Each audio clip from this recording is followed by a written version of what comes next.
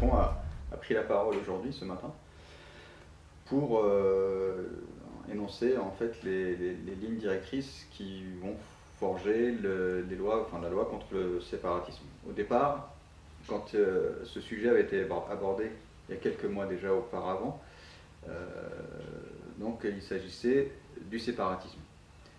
Par contre là, et de toute façon on l'attendait, aujourd'hui l'ennemi a été déclaré clairement, donc c'est le séparatisme islamiste. Oui. Voilà.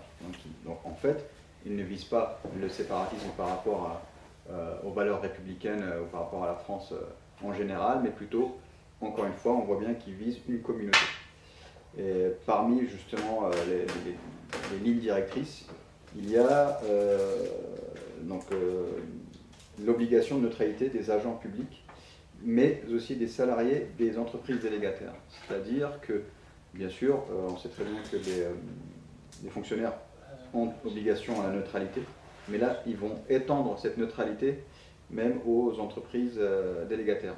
En fait, ils visaient plus par rapport aux polémiques qu'il y a pu avoir sur les agents qui conduisaient les bus ou ceux qui faisaient les contrôles, qui apparemment se permettaient d'avoir une certaine tenue ou une imposition prosélyte de leur façon d'être et de leur façon de communiquer. Notamment, ils ne voulaient pas serrer les mains aux femmes pour ceux qui conduisaient les bus, ou bien qui ne voulaient pas s'asseoir à la place d'une femme qui a conduit le bus. Voilà. Mais encore une fois, on n'a pas forcément les chiffres, on n'a pas forcément des données qui corroborent ces dires. On n'a vraiment que des... Le déclaratif. Voilà, finalement c'est que du déclaratif. Alors je vais juste étayer rapidement les points qui ont été cités. La modalité aussi de dissolution de certaines associations inscrites dans la loi. En fait, ils sont en train de réfléchir pour faire passer certaines associations de la loi 1905 à la loi 1901, pour pouvoir, ou l'inversement d'ailleurs, pour pouvoir justement plus les contrôler, plus drastiquement, et éventuellement les dissoudre. Et le dernier point, et que je trouve, là on va vraiment crescendo, hein, c'est l'obligation de rendre l'école obligatoire dès 3 ans, c'est-à-dire que ça ne s'étend plus uniquement à l'instruction, mais vraiment il faut que ce soit du présentiel. Finalement, moi si je décide demain de déscolariser mes enfants, mais pour leur faire suivre une éducation et une scolarité à domicile, privé, eh ben, je n'aurai pas le droit.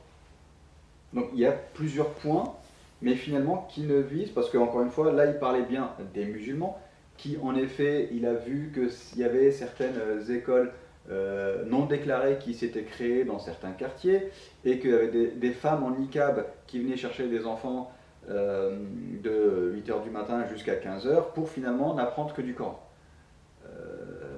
Pareil, c'est du déclaratif. Est-ce qu'ils ont des sources? Est-ce qu'ils ont des preuves? Pourquoi dans ce cas-là on n'attaque pas ces associations-là ou ces organismes au lieu de faire des lois qui englobent et qui pourraient toucher finalement le musulman lambda, j'ai envie de dire. Pas seulement le musulman lambda, toute expression religieuse. Ouais, mais là par contre il a bien dit... Oui, mais comment ils vont spécifier dans... Après on va répondre, mais comment ils vont arriver avec leur scalpel à toucher que le musulman radical, mais on a tous compris que c'est le musulman tout court qui est visé ici en réalité. Mais du reste, parce qu'il y a des personnes de d'autres religions qui mettent en place des écoles et qui décident de retirer leurs enfants de la scolarité pour donner une éducation à domicile. Ça existe, hein, encore une fois. Ça existe. Les écoles confessionnelles juives, elles sont là, elles ont pignon sur rue. Et en plus, en termes de séparatisme, ils sont quand même pas mal aussi parce que, justement, ils ont une éducation où il n'y a pas de mixité. Donc on peut parler aussi de séparatisme finalement, puisque... Il faut revenir donc maintenant sur la notion. Voilà. Parce que le problème ici, sur le plan de la réflexion, il faut prendre les problèmes à leurs racines et à leurs principes. Cela nous permet de ne pas nous noyer dans les détails. Parce que les détails, c'est là où se cache le diable. Et dans les deux sens. Soit c'est pour dire que le détail est important, mais moi ici je l'utilise pour dire que le détail ici nous sert justement à nous faire perdre l'essentiel. On était dans une notion de communautarisme déjà. Et on décide de changer le terme sous prétexte que le communautarisme serait un terme trop discriminant, et bien sûr vis-à-vis des musulmans. Et donc c'est le séparatisme qu'il faut viser. Mais c'est la même chose, c'est-à-dire ce que recouvrait auparavant communautarisme dans la bouche d'un certain nombre de décideurs politiques est toujours désigné par le terme séparatisme. C'est toujours la même communauté, la même religion, les mêmes types de personnes qui sont soupçonnées de ne pas être au fond des vrais Français, de bons Français. Ça, c'est le premier élément. Deuxième élément, comme le terme communautarisme, le terme séparatisme n'a aucun sens. C'est un terme fourre-tout, qui n'a pas de, en termes sur le plan conceptuel, qui n'est pas plein, qui n'a pas de signification. Séparatisme, mais séparatisme par rapport à quoi, d'une part, et qui décide de ce de quoi nous nous séparons. En l'occurrence ici du pays ou de la République. Car à partir de quel moment est-ce qu'on dit qu'un tel se sépare de nous? Et quelle est l'activité de séparatisme? On l'a tout de suite vu. Ils ont dit c'est l'islam radical, ou l'islamisme radical, peu importe les termes, ou l'islam politique. On entendait ces termes aussi. Bon, ce qu'on entend par islam politique, c'est des gens qui portent un projet politique. Très bien. En vue, selon leur point de vue, de mettre en place une politique fidèle à ce qu'ils pensent être la loi de Dieu, ou les principes divins. Très bien. En tout cas, c'est comme ça qu'eux le comprennent quand ils parlent d'islamisme radical. Ces gens-là sont donc organisés normalement. Ils ont un projet politique, ils ont pignon sur rue. Bon, s'ils ont pignon sur rue, s'ils arrivent à les détecter même dans la société, pas besoin de faire tout ce boucan. On peut aller les chercher, d'une part, d'autre part. Même si ces gens-là existaient pour de vrai même. Je dis pour de vrai parce que moi je ne crois pas que ces gens-là existent en France. En tout cas, de là à faire tout ce brouhaha médiatique, non. Ces gens-là n'existent pas en France.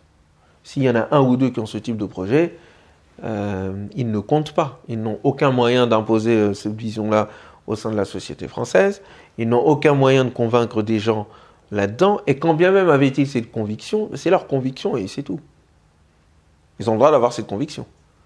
Par contre, ils n'ont pas le droit d'essayer de subvertir les lois de la République. Bon. Mais quel est le moyen qu'ils ont pour subvertir et inverser les lois de la République? Ils n'ont aucun moyen pour le faire. Alors du coup, on va dans l'aspect culturel. C'est ça qui est visé. Les comportements des uns et des autres. Ce ne sont pas les projets politiques, ça n'est pas une association qui décide de mettre en place un parti politique à but islamiste, qui veut mettre en place un État islamique. On n'est pas là-dedans.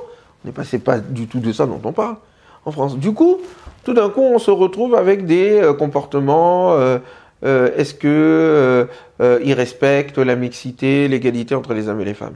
Si c'est ça le critère pour dire qu'un tel est séparatiste, il y a une bonne partie de la classe politique française elle-même qui doit être considérée comme séparatiste. Il suffit de voir l'inégalité salariale qu'il y a entre les hommes et les femmes dans ce pays et le fait que l'Assemblée nationale ne légifère pas là-dessus. Mais montons plus haut. Dans ces cas-là, les fondateurs de la troisième, de la deuxième ou de la première République sont à considérer comme des séparatistes, comme des non-français. Non seulement il n'y avait pas de femmes à l'Assemblée nationale à l'époque, mais les femmes n'avaient même pas le droit de voter. Or, que je sache, ces gens-là sont quand même considérés comme des modèles de Français. Donc, si c'est la question de l'égalité qui est le critère principal, qu'on nous balance à la figure à nous musulmans en nous disant que nous ne respectons pas l'égalité entre les hommes et les femmes. Moi, je n'ai pas dans mon livre, le Coran en l'occurrence, je n'ai pas dans mon livre le fait que la femme est maudite parce qu'elle a fait manger l'arbre interdit à Adam. Moi, je n'ai pas ça dans le Coran. Le Coran dit que c'est pas ça. Ça s'est pas passé comme ça. Moi, je n'ai pas dans le Coran des propos qui font de l'une des filles d'un prophète. Bon, je ne vais pas rentrer là-dedans, ça sera insultant. C'est l'histoire de Lot. Mais je veux dire, je n'ai pas tout ça dans le Coran. Mais quand bien même si on parlait de séparatisme, c'est-à-dire de personnes qui portent la conviction en eux que les hommes et les femmes sont inégaux, eh bien il y a beaucoup de religieux non musulmans qui devraient être concernés. Donc on met ça de côté. Soyons plus sérieux maintenant et regardons le contexte dans lequel ce propos est tenu et essayons de comprendre ce qui se cache derrière. La géopolitique commande la politique. Je ne sais pas si vous l'avez remarqué,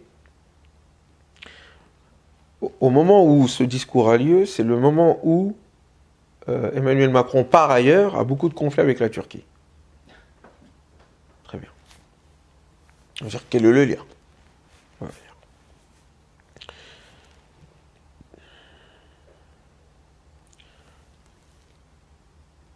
Beaucoup de conflits avec la Turquie, une tentative de présence accrue au Liban qui a raté, la situation qui se passe en Azerbaïdjan et avec l'Arménie plutôt chrétienne orthodoxe, l'Azerbaïdjan plutôt musulman, l'intervention supposée de la Turquie face au soutien supposé de la Russie par rapport à l'Arménie et la France qui veut mettre son grain de sel là-dedans. Les conflits territoriaux qu'il y a, pas territoriaux, les conflits sur la mer Méditerranée qu'il y a eu avec la Turquie, notamment avec la question grecque, là-bas aussi on peut dire qu'est-ce que les Français vont faire là-bas, avec leurs bateaux militaires quand même, leurs navires militaires. On a ce qui se passe en Libye, où effectivement la Turquie a bouté, entre guillemets, celui que la France soutenait. Donc il y a un certain nombre d'enjeux politiques qu'il faut prendre en considération. L'alliance qu'il y a avec un certain nombre de pays du Golfe, qui ont décidé de faire alliance avec notamment Israël, et qui au fond soutiennent la contre-révolution par rapport au printemps arabe. Un certain nombre de pays ont décidé d'investir dans la mise en place de dictatures afin d'empêcher toute possibilité de révolution des peuples dans les pays arabes. Et la France est du côté de ces gens-là. La France est clairement, dans nos pays musulmans, contre-révolutionnaire. Elle n'est pas du côté des peuples. Très bien. Mais pour quelle raison ? On va me dire, je m'éloigne du séparatisme, je suis en plein cœur du séparatisme. Parce que le terme séparatisme est le terme exactement utilisé par ceux qui sont contre-révolutionnaires dans les pays musulmans.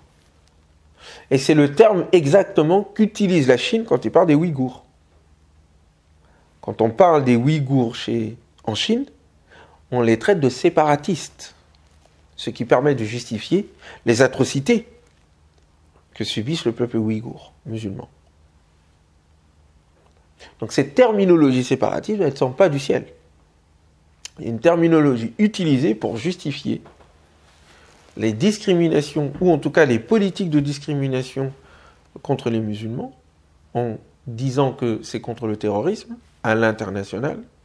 Et c'est une alliance, c'est une terminologie utilisée par les contre-révolutionnaires dans les pays arabes, notamment avec les pays du Golfe, l'Arabie Saoudite, les Émirats Arabes Unis, on connaît leur politique, en opposition à celle du Qatar et celle de la Turquie, même si la Turquie n'est pas arabe. Donc il y a un conflit qui a lieu dans le monde musulman arabe, mais qui a aussi des conséquences en Afrique de l'Ouest. Et la vision française dans cette vision-là, c'est de défendre coûte que coûte tout ce qui, de près ou de loin,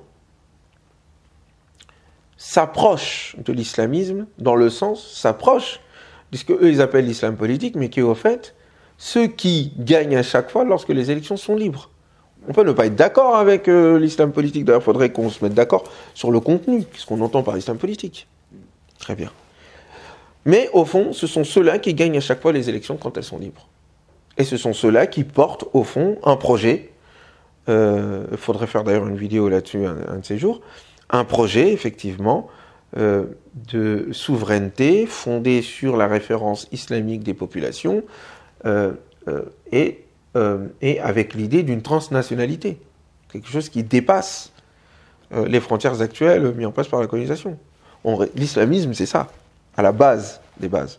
Après, ça va dériver dans d'autres choses, le djihadisme, le révolutionnaire, etc. Mais le cœur même du projet politique islamique, des islamistes, c'est quoi?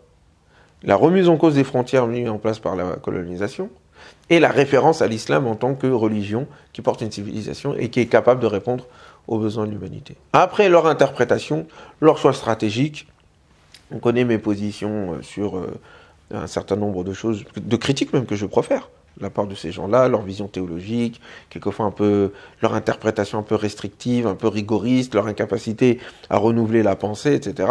Ça, on connaît les tares de ces mouvements. Voilà. Et on peut parler de la plus connue, en l'occurrence les frères musulmans. Il y a des erreurs et des positions théologico-politiques et stratégiques qui sont aberrantes. Donc on met ça de côté. Pour l'instant, ça c'est le point secondaire, on part des principes. Maintenant, je reviens à la question du séparatisme parce que ces gens-là sont ceux-là même qui sont combattus par les dictateurs. Très bien. Par peur que ces derniers puissent prendre le pouvoir, parce qu'ils veulent le pouvoir aussi. Si on laisse en place une véritable démocratie. Ce qui irait à l'encontre si les peuples du Sud, en l'occurrence dans les pays arabes et les pays africains, prenaient leur souveraineté et décidaient d'eux-mêmes de leur politique, du point de vue de la France, cela est un danger pour leurs intérêts. Ils pourraient l'interpréter autrement. Moi, je serais à la place des dirigeants français, j'interpréterais les choses autrement. Je me dirais, c'est une aubaine. Faisons en sorte d'avoir un partenariat, aidons ces gens-là à se libérer, et que leur reconnaissance fasse qu'ils deviennent nos partenaires privilégiés. On pourrait penser comme ça. Mais la domination est toujours aveugle. C'est un peu comme la situation française avec l'Indochine. C'est jusqu'au dernier moment, mais jusqu'au dernier moment, ils n'ont pas vu qu'ils allaient perdre. Et que leur cause était injuste. Bref. Donc on est dans cette configuration-là au niveau géopolitique. Pour quelle raison? Parce que la France est en situation d'affaiblissement. Et le coronavirus n'a pas arrangé les choses. Affaiblissement sur tous les plans. C'est-à-dire, si, sans les pays africains,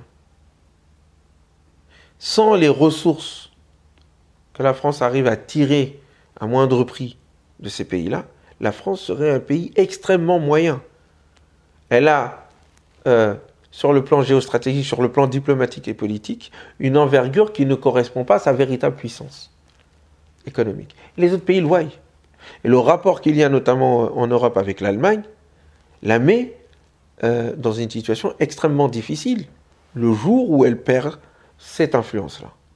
Donc l'enjeu, il est ici. Et je peux comprendre la panique. Parce qu'on est dans une forme de panique aujourd'hui. Maintenant, il faut justifier la raison pour laquelle on fait la guerre à ces gens-là.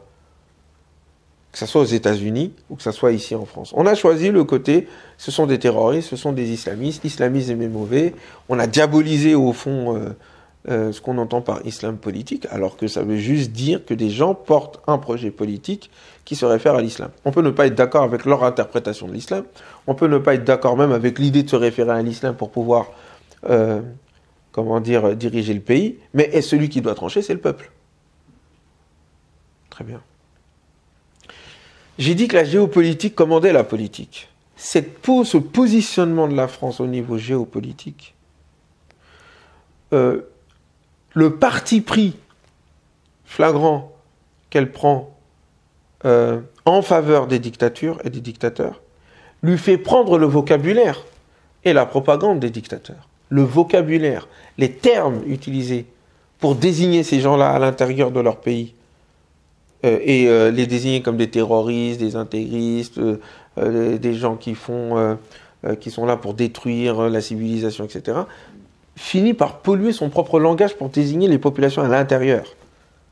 Il faut justifier à l'extérieur la raison pour laquelle nous devons attaquer ces gens-là mais pour en réalité pouvoir continuer à bénéficier de leurs ressources et continuer à les exploiter. On ne peut pas le dire, donc il faut justifier. Ce sont des gens arriérés, des terroristes, etc., etc. Et ils ne peuvent pas décider par eux-mêmes. Ils ont besoin d'un dictateur sur leur tête. Donc, cette situation-là va en même temps,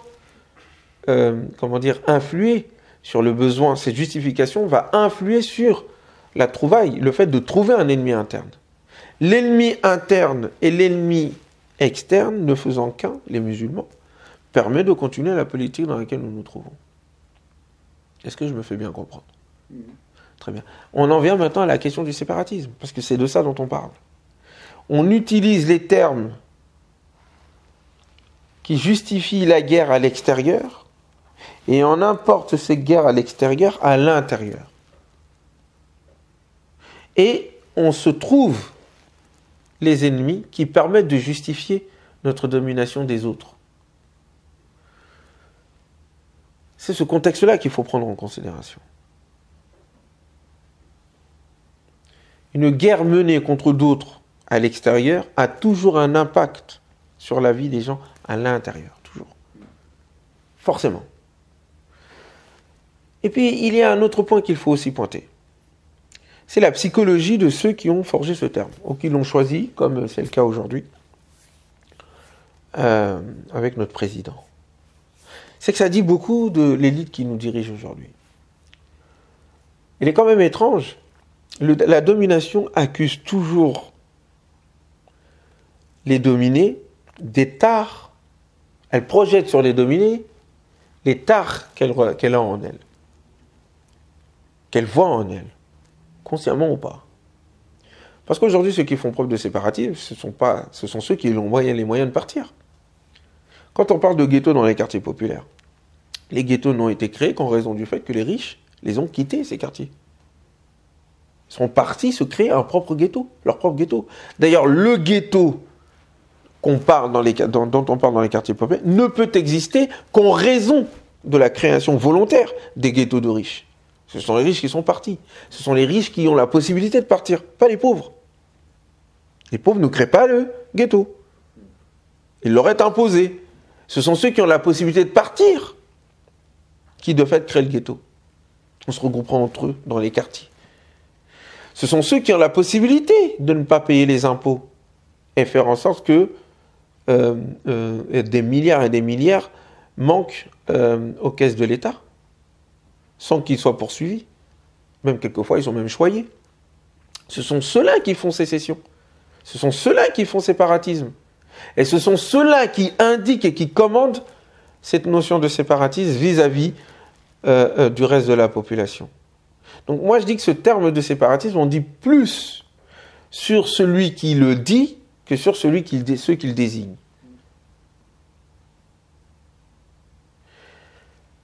Et donc, nous avons ici, en tous les cas, un phénomène où ceux qui essaient de protéger leurs privilèges de nantis et de dominants ont besoin d'un bouc émissaire qu'ils vont décrire d'une certaine manière, en l'occurrence le séparatisme. Ils vont les accuser de crimes qui sont les leurs, ou des tares qui sont les leurs, afin que le reste de la population qui serait susceptible de se révolter contre eux se retourne contre cela. Voilà ce à quoi sert le séparatisme. Et troisièmement, nous sommes dans un contexte électoraliste. Il y a les élections qui arrivent. Dans 1 an à peu près, il y aura les élections présidentielles. Entre-temps, il y a les élections régionales. On connaît la déculottée que prend la République en marche. Nous connaissons la volonté des membres de ce parti, mais en l'occurrence du président, de faire monter le besoin de l'extrême droite pour qu'au deuxième tour, il puisse passer au nom du pacte républicain. Eh bien, il y a intérêt, effectivement, à se servir de ce qui marche à chaque fois. Il y a 2 choses qui marchent. La peur et la peur. La peur de la mort, on a le coronavirus, le Covid-19, on est dans cette ambiance-là, sanitaire. Ça n'est pas un hasard si dans 2 jours, on va durcir encore les règles, soi-disant sanitaires. Donc c'est dans ce contexte-là de contrôle, de mise en panique quotidienne de la population vis-à-vis du Covid-19, c'est dans ce contexte-là que vient intervenir le discours sur le séparatisme. Et vous verrez, d'ici la fin de ce quinquennat, peut-être même au-delà, ce sont les deux mamelles qui serviront de breuvage à la bête qu'est le racisme et le sentiment de domination. Un coup, ce sera les musulmans, l'identitaire, la peur de perdre sa culture et l'insécurité culturelle, comme ils disent. Et de l'autre, ce sera l'insécurité sanitaire, la peur d'attraper le Covid et d'en mourir, etc. On sera entre les deux. Et la meilleure manière pour pouvoir, et j'appelle ça le complexe de Pharaon, la meilleure manière de pouvoir dominer une majorité de la population, il faut leur faire peur. Il faut leur faire peur par l'autre, il faut leur faire peur par d'autres. En tous les cas, il faut se protéger de cela, en les laissant se bouffer entre eux. Donc voilà comment je comprends la notion de séparatisme. C'est un terme creux, c'est un terme dangereux, dont, et c'est ma conclusion, dont les conséquences vont toucher au fait l'ensemble de la population française. Et c'est là aussi le problème, parce que l'objectif, moi je pense que pour certains, les racistes et les identitaires, ce sont des naïfs. Ce sont des naïfs parce que eux, leur but, c'est les musulmans, en fait. Alors que ceux qui les commandent et qui les marionnettisent, les musulmans ne sont qu'un prétexte. Leur but, c'est le contrôle de la population. Faire en sorte qu'il y ait moins de possibilités de remettre en cause l'ordre des choses. Et donc, les musulmans sur lesquels se concentrent les identitaires sont le prétexte qui permet à ceux qui financent et contrôlent en réalité les identitaires, le capitalisme, les gens qui sont fortunés, sont le prétexte qui permet ensuite d'asseoir une domination de fait et un plus grand contrôle sur le reste de la population. Voilà où on en est. Et c'est un terme extrêmement dangereux, c'est un concept creux mais dangereux, qui permet au fond de mettre, de pointer du doigt une grande partie de la population et qui peut amener, il faut dire les choses telles qu'elles sont, à de possibles guerres civiles larvées. Que Dieu nous en protège. Mais je pense qu'il faut voir très loin. Les conséquences de ces termes dépassent l'élection électorale. Et chaque élection, chaque année, ramène son lot supplémentaire de discrimination, de matraquage des esprits, et ça prépare l'esprit public, l'esprit des gens, de la population, à l'acceptation d'un certain nombre de choses qui ne sont pas acceptables et qui n'auraient pas pu être acceptées auparavant. Moi, je pense que peut-être qu'on ne verra pas ça de notre vivant, quoique, on est encore jeune. Mais vu comment les choses sont en train de s'accélérer,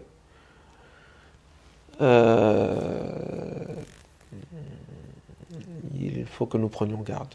Ah, moi, je rejoins complètement. Enfin, moi, je dirais que même pour les générations futures, moi, honnêtement, j'ai quand même peur pour mes enfants.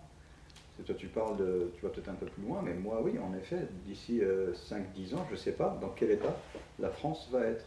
Parce que là, on parle de la loi sur la laïcité, c'est quand même c'est elle la garante, justement, de nos libertés de culte, justement, de croire ou de ne pas croire. Le président l'a quand même remise en question.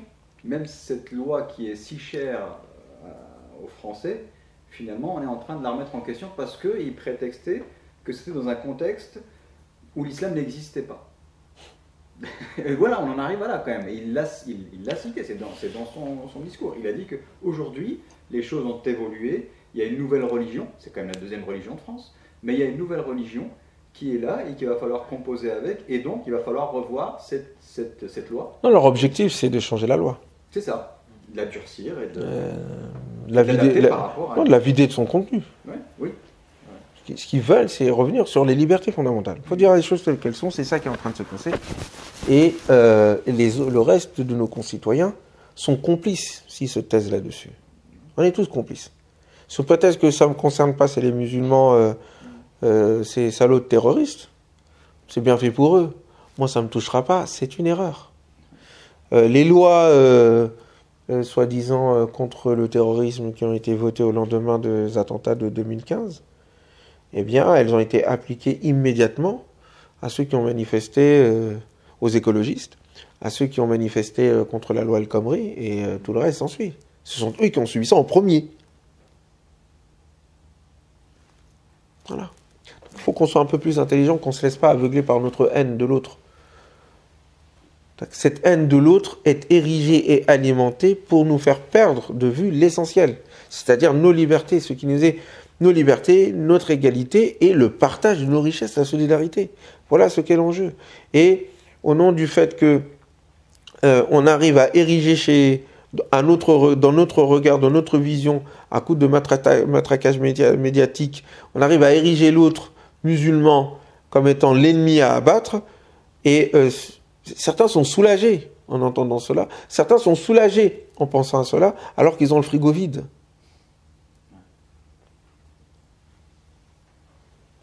Quelle bêtise! La pauvreté que tu vis, tu penses que c'est à cause de la présence de l'autre musulman pauvre qui est avec toi dans l'usine. C'est lui qui a piqué ton pain.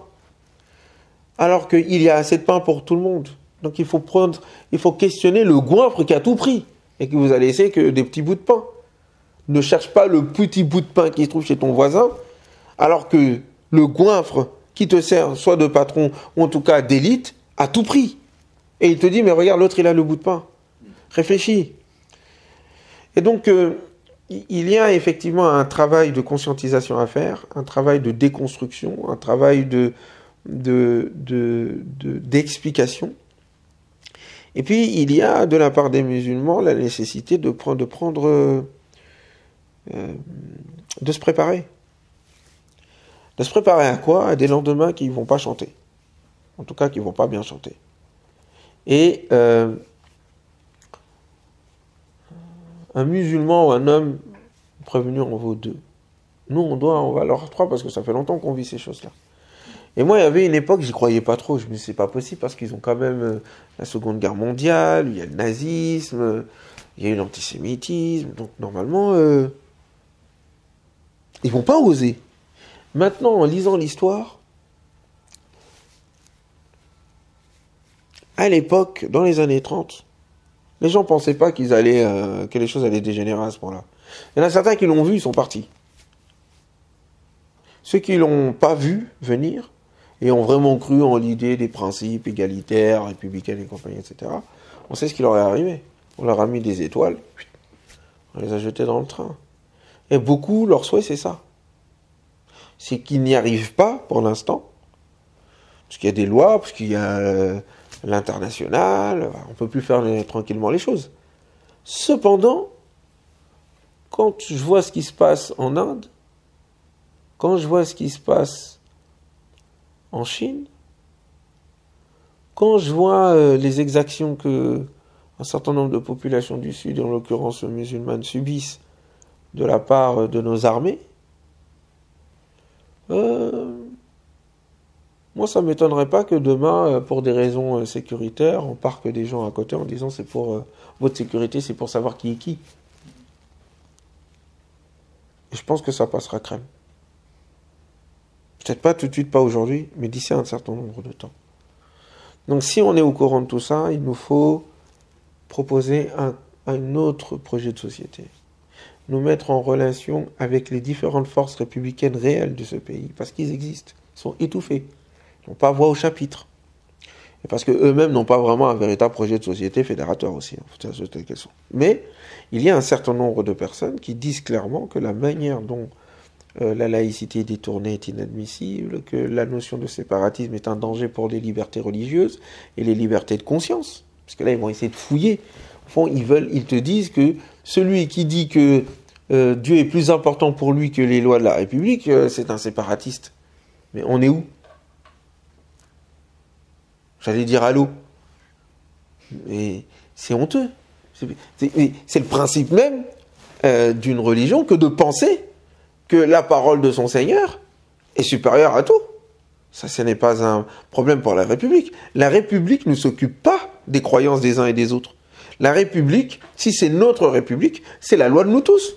Et c'est parce que c'est la loi de nous tous que nous l'acceptons.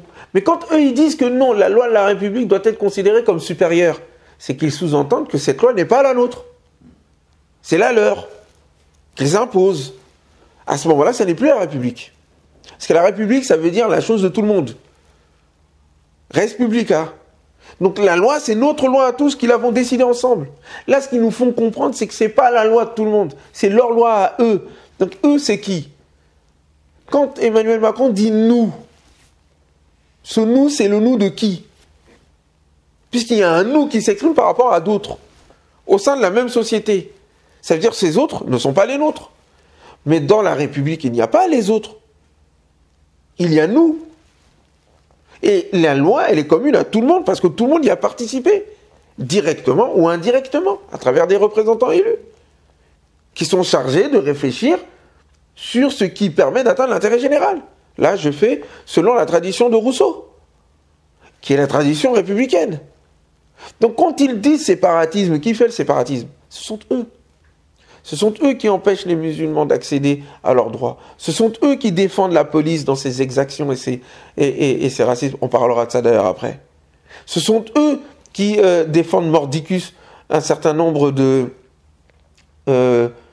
manquements aux lois de la République, notamment quand vous avez des personnes qui détournent des fonds ou qui refusent de payer les impôts. Moi, j'aimerais bien qu'on jette en prison celui qui a détourné 1 milliard d'euros et qui a refusé de payer des impôts. Pourquoi on ne le met pas en prison? Lui. Pourquoi on ne le traite pas de séparatiste? Lui. Parce que le séparatisme, il est là. Je refuse de payer les impôts dans ce pays. Moi qui en suis pourtant citoyen. Si ça, c'est pas du séparatisme, je ne sais pas c'est quoi. Par contre, celui qui porte un voile, celle qui porte un voile, ou celui qui pense que Dieu est supérieur à la République. Mais la République n'est pas un régime céleste ou religieux.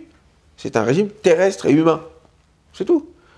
Elle n'a que faire des convictions des uns et des autres. C'est pas son propos.